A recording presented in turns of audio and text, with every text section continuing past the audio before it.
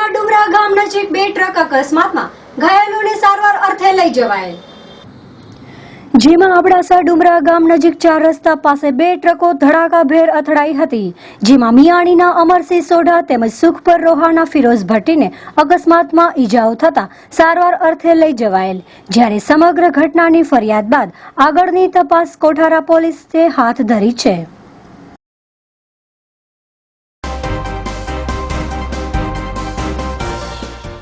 અબડાસા કોઠારા ગામે છેલ્લા ઘણા સમયથી ગામના મુખ્ય માર્ગો પર ગટર ઉભરાતા લોકો થઈ રહ્યા છે હેરાન,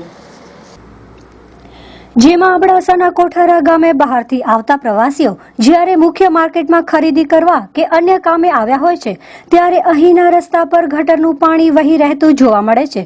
જે પાણીના કારણે લોકોને ઘણી પરેશાની થઈ રહી છે, પણ તંત્ર દ્વારા કોઈ યોગ્ય પગલાં લેવાતા નથી, જેથી નાનકડા એવા આ ગામના રહેવાસીઓને તંત્રને વિનંતી છે કે આ બાબતે કોઈ યોગ્ય નિર્ણય લેવો જોઈએ.